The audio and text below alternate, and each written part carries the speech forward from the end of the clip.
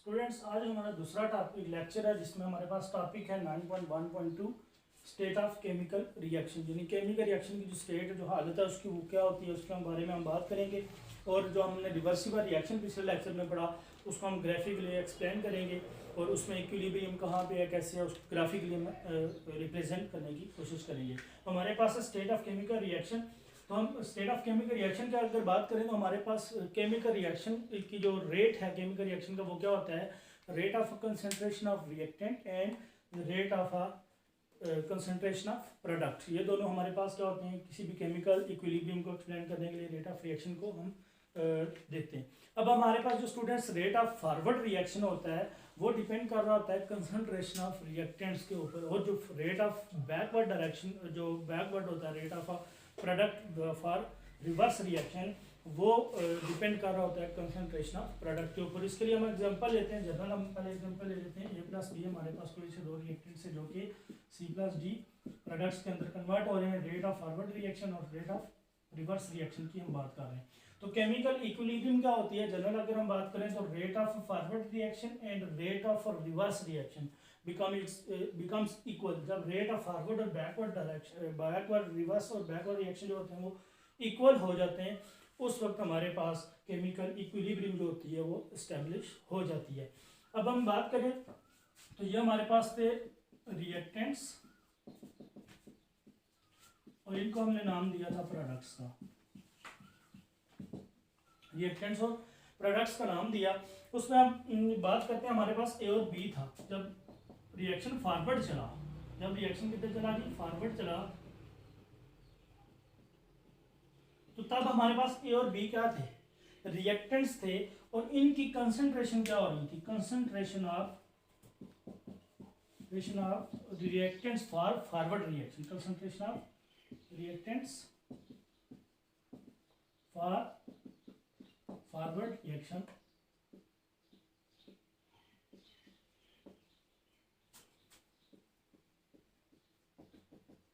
ये क्या हो रही होती है, डिक्रीज हो रही होती है।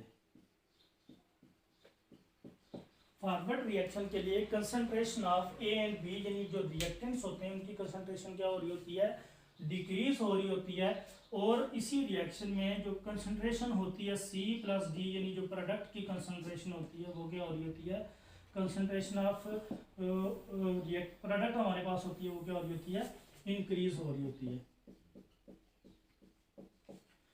और स्टूडेंट्स ये बात याद रखनी है, जब भी रिएक्शन केमिकल रिएक्शन स्टार्ट होता है तो इनिशियली वो रिएक्शन क्या होता है, फास्ट होता है, और जैसे वक्त के साथ साथ वो इक्विलिब्रियम की तरफ बढ़ रहा होता है तो उस वक्त उसकी स्पीड क्या होती है, उसका जो रेट होता है वो स्पीड स्लो होना शुरू हो जाती है। अब ये जो स्पीड है, रेट ऑफ रिएक्शन जो किस चीज़ पे डिपेंड करता है, ये भी बहुत इंपॉर्टेंट MCQs भी पूछा जा सकता है। और वैसे भी जो बेसिक कंसेप्ट है इक्विलिब्रियम का वो इसी पे बेस करता है कि जो किसी भी रिएक्शन का जो रेट होता है वो डिपेंड करता है कंसंट्रेशन ऑफ रिएक्टेंट्स और प्रोडक्ट्स पे। रिएक्टेंट्स की और प्रोडक्ट्स की जो कंसंट्रेशन होती है उस पे डिपेंड कर रहा होता है। कैसे, फॉरवर्ड रिएक्शन के लिए रिएक्टेंट्स की कंसंट्रेशन पे डिपेंड कर रहा होता है, और बैक पर जो रिएक्शन होता है उसके लिए जो हमारे पास रिएक्शन रेट ऑफ रिएक्शन जो डिपेंड कर रहा होता है वो प्रोडक्ट की कंसंट्रेशन के ऊपर कर रहा होता है। सिंपली कि हमारे पास अगर कोई रिएक्टेंट है, सपोज हमारे पास 2 मोल हाइड्रोजन हमारे पास मौजूद है और 1 मोल हमारे पास क्या है जी, ऑक्सीजन मौजूद है, तो उसके नतीजे में हमारे पास क्या बनेगा, 2 मोल ऑफ वाटर बनेंगे। क्या बनेगा स्टूडेंट्स, 2 मोल ऑफ वाटर बनेंगे।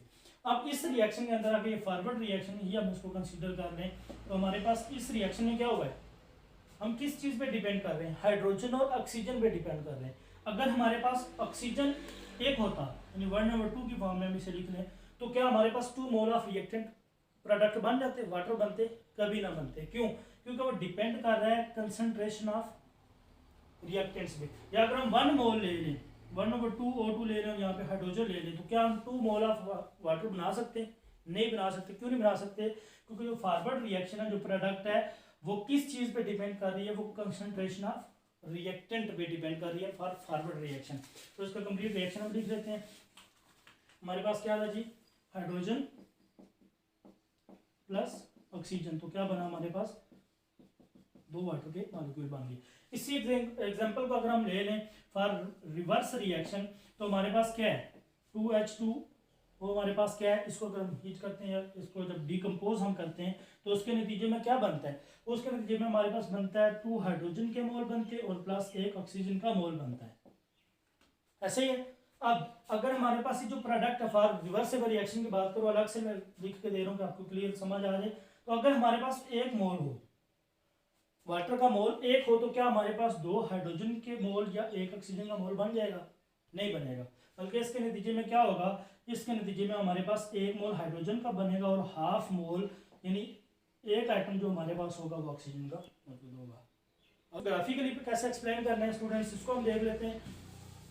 ग्राफ के जरिए हम रिवर्सिबल रिएक्शन की बात करेंगे और इसी में इक्विलिब्रियम स्टेट इक्विलिब्रियम की बात करेंगे, आपके रिएक्शन का भी इक्विलिब्रियम होगा, इसको हम हाइपोथेटिकली किसी भी ग्राफ के ऊपर रिप्रेजेंट कर सकते हैं। तो स्टूडेंट्स हमारे पास जैसे हमने रिएक्शन की बात की थी, हम जनरल रिएक्शन लिखते हैं, हमारे पास रिएक्शन था A+B और इसके नतीजे में जो फॉरवर्ड रिएक्शन था उसमें हमारे पास कंसंट्रेशन जो प्रोडक्ट हमारे पास आई थी वो C+D आई थी। और इसी तरह अगर बैकवर्ड डायरेक्शन की बात करें तो यहाँ पे C+D हमारे पास एज अ रिएक्टेंट काम कर रहे होते हैं, यानी बैकवर्ड रिएक्शन में डायरेक्शन में रिएक्शन चल रहा है तो हमारे पास ये प्रोडक्ट क्या कर रही है, बैकवर्ड डायरेक्शन में दोबारा कंसंट्रेशन रिएक्टेंट्स की तरफ मूव कर रही है।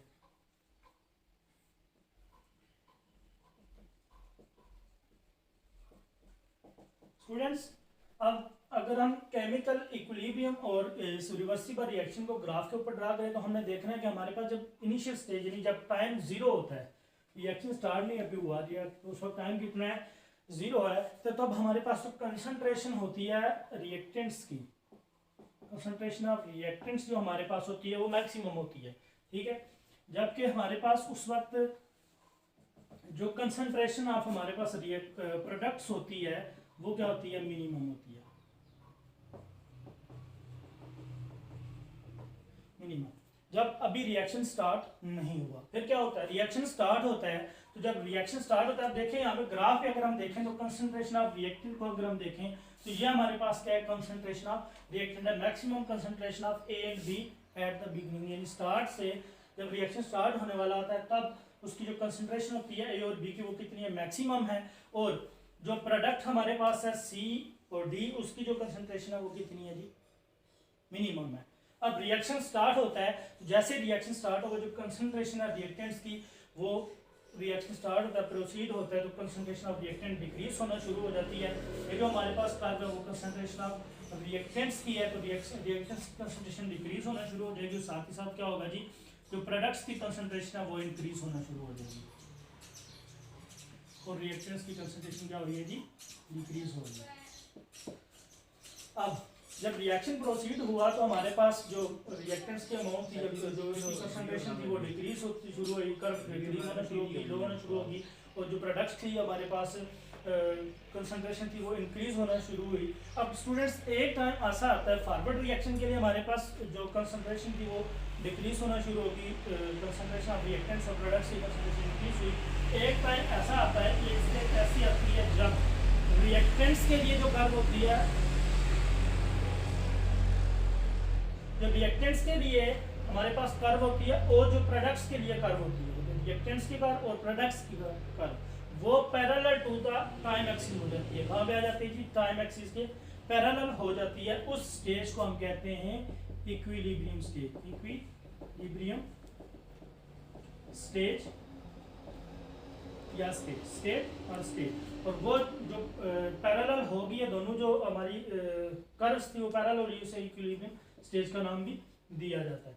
तो अब स्टूडेंट्स यहाँ पे ग्राफ ड्रा करते हुए एक चीज हमने याद रखनी है, बाकी इसको दोबारा मैं रिकॉल कर देता हूँ सारे को। वही हमारे पास यह है कि ऑन एक्स एक्सिस हम हमेशा वो चीज रखते हैं, वो प्रोडक्ट, वो रेशो रखते हैं, वो क्वांटिटी रखते हैं जो कि इंडिपेंडेंट होती है। जैसे कि टाइम है हमारे पास, अब टाइम को हम कंट्रोल कर सकते हैं, रोक सकते हैं, तेज कर सकते हैं, नहीं कर सकते। तो हमारे पास टाइम क्या है, ऑन एक्स एक्सिस है, जबकि हमारे पास कंसंट्रेशन क्या है, कंसंट्रेशन डिपेंडेंट है, उसको मैं चेंज भी कर सकता हूँ, कम कर सकता हूँ, ज्यादा कर सकता हूँ। तो वो चीज जो इंडिपेंडेंट होगी उसको हम एक्स एक्सिस पे रखेंगे ग्राफ के ऊपर, और जो डिपेंडेंट होगी यानी जो जिसको हम चेंज कर सकते होंगे वो कहाँ पे चली जाएगी, वाई एक्सिस पे चली जाएगी। अब देखिए जब कंसंट्रेशन डिक्रीज, टाइम चलता गया, टाइम के साथ साथ क्या होगा, कंसंट्रेशन इसकी डिक्रीज हो रही है, रिएक्टेंट्स के प्रोडक्ट्स की इंक्रीज हो रही है। एक टाइम ऐसा आता है इस टाइम पे हमारे पास जो प्रोडक्ट और रिएक्टेंट की जो ग्राफ होता है जो वो टाइम एक्सिस के पैरेलल हो जाता है, यानी इनका रेट जो होता है फॉरवर्ड और बैकवर्ड रिएक्शन का वो क्या हो जाता है, इक्वल हो जाता है। अब इस टाइम को अगर हम देखें तो इस टाइम को हम रिप्रेजेंट करते हैं टाइम इज इक्वल टू इक्यू। इस टाइम को हम कहते हैं इक्विलिब्रियम, यानी टाइम एट इक्विलिब्रियम। इक्विलिब्रियम पे हमारे पास क्या होगा, दोनों जो कर्व होंगी फॉर रिएक्टेंट्स फॉरवर्ड रिएक्शन और फॉर बैकवर्ड रिएक्शन जो हमारे पास होंगी या रिवर्स रिएक्शन होंगी, वो दोनों क्या हो जाएंगी, पैरेलल हो जाएंगी। ये था हमारे पास ग्राफिकल एक्सप्लेनेशन थी रिवर्सिबल रिएक्शन और डायनामिक इक्विलिब्रियम। इक्विलिब्रियम की हम बात करेंगे उसकी स्टूडेंट्स हमने यहाँ पे आज बात की जो सीखा कि हमने ग्राफिकली रिवर्सिबल रिएक्शन को या इक्विलिब्रियम स्टेज को कैसे रिप्रेजेंट करना है। तो उसके लिए हमने बात की, सबसे पहले हमने ग्राफ ड्रा किया, टाइम को एक्स एक्सिस रखा और जो कंसंट्रेशन थी उसको वाई एक्सिस पे रखा। और हमारे पास जो इनिशियल स्टेज पे जब हमारे पास रिएक्शन अभी स्टार्ट नहीं हुआ था तो हमारे पास जो कंसंट्रेशन ऑफ रिएक्टेंट ए और बी थी वो कितनी थी, मैक्सिमम थी, ज्यादा थी, जबकि हमारे पास उस वक्त प्रोडक्ट की जो कंसंट्रेशन थी वो कितनी थी, मिनिमम थी, 0 थी। अब क्या हुआ, रिएक्शन स्टार्ट होता है तो जैसे ही रिएक्शन स्टार्ट होता है, और ये भी बात याद रखनी है कि जो फॉरवर्ड रिएक्शन होता है, जब रिएक्शन स्टार्ट होता है उस वक्त उसकी जो स्पीड होती है वो ज्यादा होती है with respect to the time. जैसे जैसे टाइम गुजरता जाता है रेट ऑफ रिएक्शन की जो स्पीड होती है वो कम हो जाती है। अब स्पीड से क्या होगा, कंसंट्रेशन ऑफ रिएक्टेंट डिक्रीज होती जाएगी और कंसंट्रेशन ऑफ प्रोडक्ट क्या होती जाएगी, इंक्रीज होती जाएगी। एक टाइम ऐसा आएगा जब रिएक्टेंट की कंसंट्रेशन और प्रोडक्ट की जो कंसंट्रेशन होगी वो इक्वल हो जाएगी। उस वक्त उनका जो स्टेज होगी हम क्या कहेंगे, इक्विलिब्रियम स्टेज कहेंगे। इस वक्त स्टूडेंट्स होता क्या है, कंसंट्रेशन के अंदर चेंज आता है। कैसे चेंज आता है, कंसंट्रेशन जो जितने ही रिएक्टेंट प्रोडक्ट के अंदर कन्वर्ट हो रहे होंगे उतने ही प्रोडक्ट क्या होगा, रिएक्टेंट्स के अंदर कन्वर्ट हो रहे होंगे, लेकिन उनके अंदर जो अमाउंट ऑफ जो कंसंट्रेशन ऑफ रिएक्टेंट प्रोडक्ट होगी होल रिएक्शन के अंदर वो चेंज नहीं होगी। ये था हमारे पास केमिकल इक्विलिब्रियम, इसको हमने ग्राफिकली एक्सप्लेन किया। स्टूडेंट्स अगर लॉन्ग क्वेश्चन आता है तो इससे आपसे पूछा जा सकता है डायनामिक इक्विलिब्रियम और केमिकल रिएक्शन क्या है, तो इसमें आपने डायनामिक इक्विलिब्रियम की डेफिनेशन लिखनी है, इसमें रिवर्सिबल रिएक्शन की डेफिनेशन लिखनी है, साथ में इसकी दो एग्जांपल दे देनी है और साथ में आपने ग्राफ से इसको रिप्रेजेंट कर देना है, तो आपका क्वेश्चन ना कंप्लीट हो जाता है। डेफिनेशन शॉर्ट में अगर पूछता है तो डायनामिक इक्विलिब्रियम की डेफिनेशन पूछी जा सकती है, इररिवर्सिबल रिएक्शन की डेफिनेशन उसकी एग्जांपल